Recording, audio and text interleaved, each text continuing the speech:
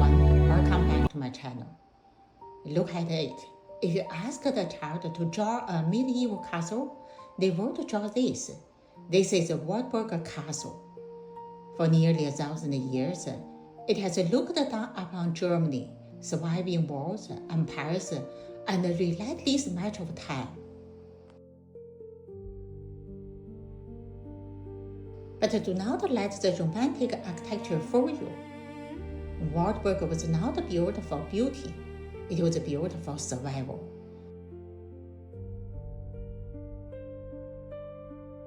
Legend had it that in the year 1067, a local court named Ludwig the Springer looked up at this massive cliff and exclaimed, "Wait, mountain, you shall become my castle."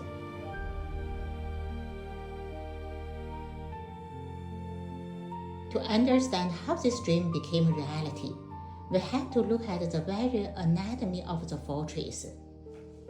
Wartburg is essentially a linear castle, divided into distinct sections that follow the narrow, rocky spire of the mountain. You enter through the heavily fortified Wartburg or outer bailey, passing late medieval half-timbered buildings. But as you push deeper, you reach the heart of the complex, the palace. Built between 1150 and 1180, this palace is an absolute architectural miracle. It is one of the best preserved examples of Romanesque residential architecture north of the Alps. Look closely at the facade. It features a breathtaking arcade of double and triple arched windows, supported by over 200 intricately carved columns. Each column capital is unique, depicting sterilized plants, eagles, and mythical beasts. Its stone masquerading as lace, a defined statement of wealth and power carved directly into the wilderness. Wartburg's true history suite isn't measured just in the stones of its battlements. It is measured in the ideas that explored from within these walls.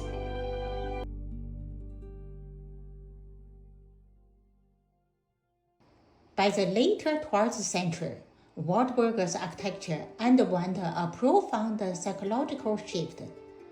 It was no longer just a rugged military shield.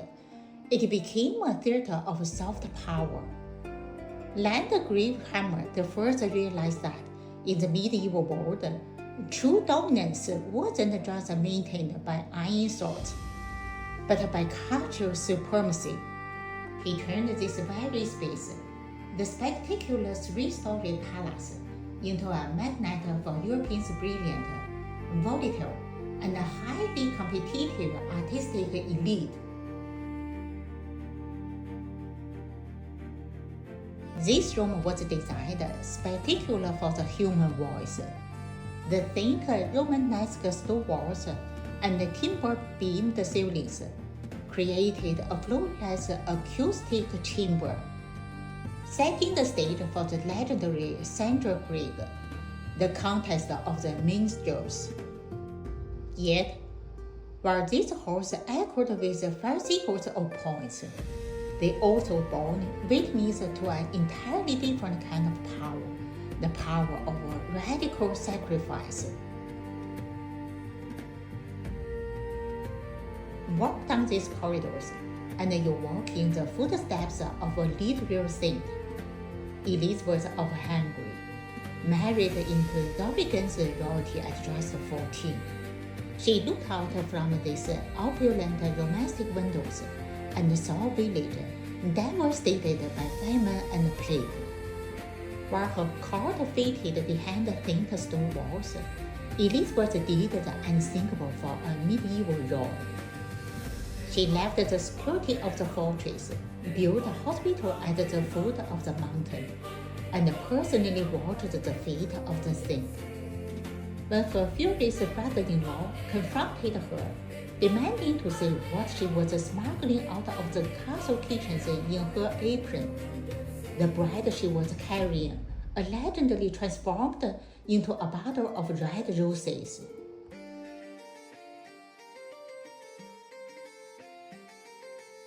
It is a beautiful legend masking a gritty reality. Elizabeth died of exhaustion at just 24, leaving behind a legacy of radical empathy that outshines the gold of any crown.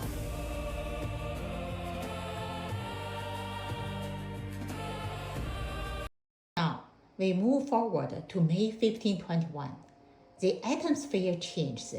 The music is gone. The castle is silent, almost abandoned.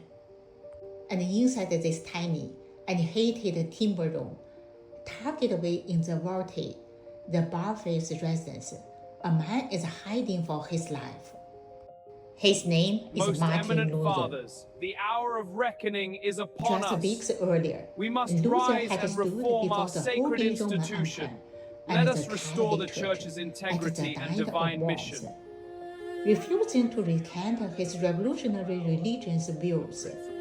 He was declared an outlaw. Anyone in Europe could kill him without consequence.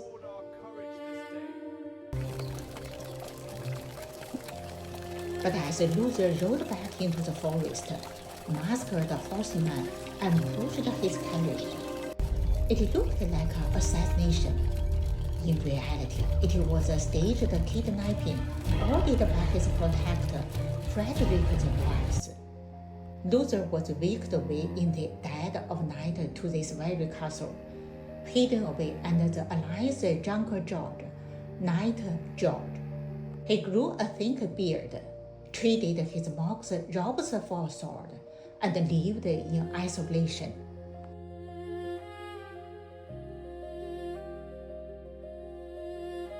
Imagine the psychological toll. Luther suffered from insomnia and hallucinations in this cramped, wood-paneled cell. He claimed the devil himself came to torment him, throwing walnuts against the ceiling. The famous legend claims Luther fought back by throwing his inkstand directly at Satan, leaving a dark stain on the wall that tourists were swept away for centuries. But Luther's true weapon wasn't a thorny inkstand. It was the quill. In just 11 weeks, inside this cold room, Luther took the Greek New Testament and translated it into the local German dialect. Before this, the Bible was locked in Latin, controlled by the elite. Luther unlocked it. In doing so, he didn't just spark the Protestant Reformation. He single-handedly unified dozens of regional dialects into what we now know as the modern German language. Empire's language born in a fugitive timber hideout.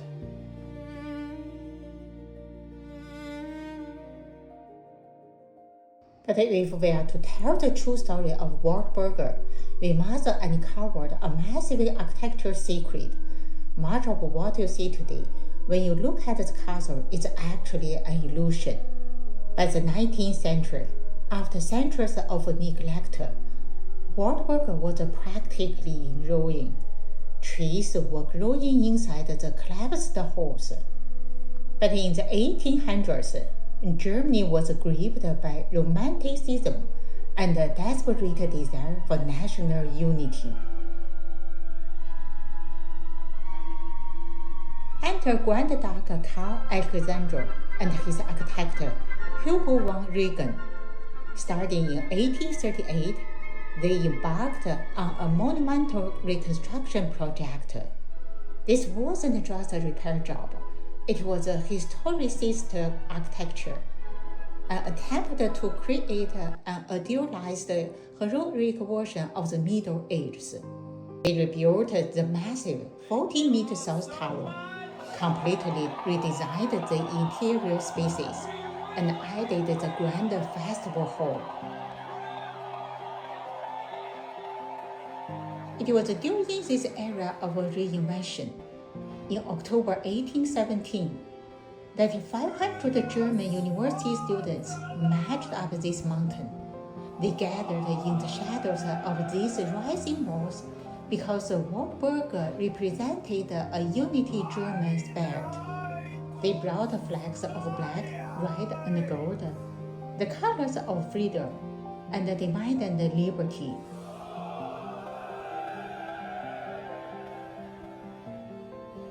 Today, Wartburg Castle sits peacefully as a UNESCO World Heritage Site. Millions of travelers walk its apartments, marveling at the seamless blend of 12th century Romanesque stone and 19th century Romantic imagination. It stands as a testament to human contradiction. It is a linear fortress built on stolen dirt. Yet it hosted a saint who gave everything to the poor. It was a prison for a haunted outlaw. Yet it became the birthplace of language that liberated minds across a continent. Wartburg reminds us that history is not just made of stone, mortar, and arched windows. It is made of the voices that echo within them. And if you listen closely to the wind hollow through these ancient towers, those walls are speaking still. Thank you for journeying through time with me today. If you like, please share and subscribe. See you next episode.